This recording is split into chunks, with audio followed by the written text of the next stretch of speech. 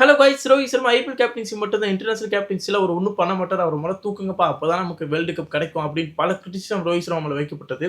அதுக்கெல்லாம் June 29, 2024 break கொடுத்துட்டாரு. 11 வருஷம் கழிச்சு வேர்ல்டு கப்பை வாங்கி கொடுத்தாரு டீம் இந்தியாவுக்காக ரோஹித் சர்மா. ரோஹித் சர்மா தான் oldest captain to win T20 world cup.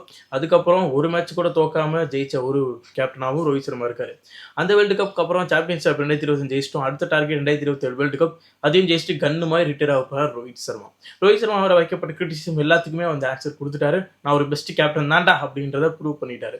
Best கேப்டன்றது ஐபிஎல்லே prove பண்ணிட்டாரு. ஒரு சில பேர் வந்து கிரிட்டிசிசம் பண்ணாங்க, அவங்களுக்கு வந்து வாயடிக்கிறதுக்கு வேர்ல்டு கப்பையும் வாங்கி கொடுத்துட்டாப்ல இந்தியாவுக்காக.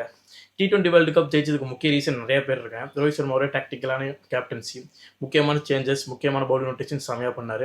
பும்ரா அவரோட செமையான ஸ்பெல்லு, சூரியகுமார் யாதவோட கிரிட்டிக்கலான கேட்சு, விராட் கோலி அவரோட குரூசியலான 70 ரன்னு, ஹர்திக் பாண்டியா அவரோட குரூசியலான பவுலிங், குரூசியலான பேட்டிங், இந்த மாதிரி டீமாக கான்ட்ரிபியூட் பண்ணி தான் T20 வேர்ல்டு கப் நம்ம ஜெயிச்சிருக்கோம். இண்டிவிஜுவல் பிளேயர் நம்பி எப்பயுமே ஒரு டீம் ஜெயிக்காது, எல்லாரும் பெர்ஃபார்மன்ஸ் பண்ணால் தான் ஜெயிக்கும். 2023 வேர்ல்டு கப் தோற்றதுக்கப்புறம் பல கிரிட்டிசிசம் வந்துச்சு. அது வந்து ஒரு தோல்வி, அதுவும் ஃபைனல்ஸில் தோற்றோம்.